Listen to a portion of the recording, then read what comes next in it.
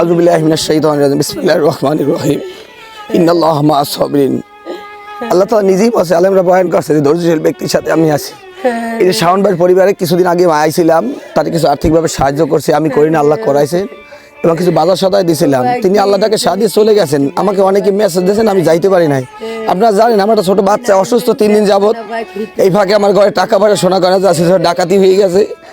আমি মেডিকেল থেকে বাচ্চাটারে বাসায় রাখি আর 1 সেকেন্ড থাকতে পারি না। ছোটো ছোটো শিশু বাচ্চা এতিম হয়ে গেছে, সহ্য হয় না, কলজা হৃদয় রক্তক্ষরণ হয়। তার বাবাই স্টক করার রুগী, এই ইনকাম করার মতো কেউ নাই। তার স্ত্রী হৃদয় কাঁদতে, ছোটো ছোটো বাচ্চা। এখন মূল বিষয়টা হলে শাওন ভাই চলে গেছেন, কিন্তু সংসারে চলবে কবে? ইনকাম করার একমাত্র ছিল শাওন ভাই। আমার 1,32,000 ফলোয়ার, আপনার আমার 1 টাকা করে ভিক্ষা দিন আল্লাহ রাস্তায়।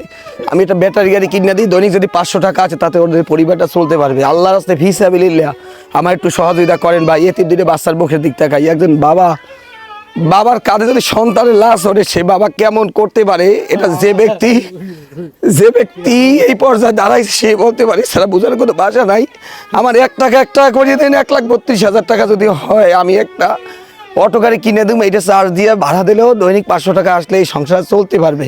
ভাই যে এই পরিবারটা ভিক্ষুক না, গরিব না। শাওন ভাই কর্মঠ লোক ছিল, হাজারো পরিবারের ভিতরে সে একটা ভালো একটা সন্তান ছিল, আচার ব্যবহার নামাজ কালামে। আল্লাহ তাকে সাদিয়ে চলে গেছেন। আল্লাহ তাআলা কিছু কিছু মানুষকে আল্লাহ ধৈর্যের পরীক্ষা না, কীভাবে কেউ বলতে পারি না। তার স্ত্রী কাঁদতেছে, তার বোন কাঁদতেছে, আমরা আর কিছু করতে পারতেছি না।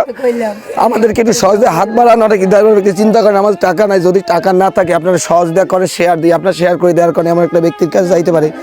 এই অসহায় পরিবারের জন্য সে একটা ইনকাম সোর্সের ব্যবস্থা হইতে পারে।